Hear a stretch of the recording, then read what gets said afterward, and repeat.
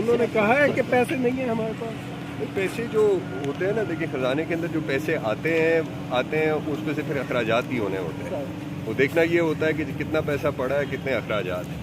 وہ کورٹ کے سامنے انہوں نے پوزیشن رکھ دی تھی, اور اس کے بعد پھر عدالت دیکھیں گی کہ سر یہ ٹی وی پہ خبر چل رہی ہے کہ ٹی وی پہ خبر چل رہی ہے کہ اسٹیٹ بینک کو حکم دے دیا ہے کہ وہ ڈائریکٹلی الیکشن کمیشن کو فنڈ جاری کرے. اس کی آپ تردید یا تصدیق کر سکتے ہیں؟ دیکھیں وہ اسٹیٹ بینک کے آفیشیل موجود تھے وہاں پہ, تو وہ آپ ان سے بھی کنفرم. نہیں سر, اندر کوئی ایسے ڈائریکٹو جاری کیا گیا ہے؟ آپ بھی تو اندر ہی تھے. چیمبر میں ہی تھا, بٹ یہ ہے کہ وہ جو بھی انسٹرکشنز ہیں وہ وہاں پہ سب کو دے دی گئی تھی. نہیں سر, انسٹرکشن یہی تھی کہ فنڈ جاری اسٹیٹ بینک جو ہے براہ راست جاری کرنے کا کہا گیا اس کو. آئینی قانونی طور پہ تو پوزیشن یہ ہے نا کہ جو فیڈرل کنسالیڈیٹڈ فنڈ ہے اس میں سے کوئی بھی پیسہ نکلنا ہے تو وہ قومی اسمبلی کی اپروول سے.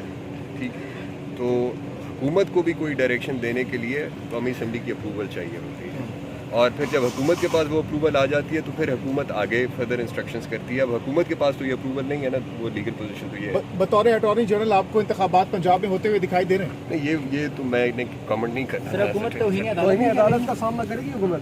توہین عدالت کس چیز کی ہونی ہے؟ سپریم کورٹ کے نہیں, فیڈرل گورنمنٹ نے تو کمپلائی کر دیا نا آرڈر. جب فیڈرل گورنمنٹ نے وہ قانون لے گئی کیبنٹ سے اپروو کرا کر, تو آرڈر کی کمپلائنس فیڈرل گورنمنٹ نے تو کر دی نا, باقی تو پارلیمنٹ کا ہے.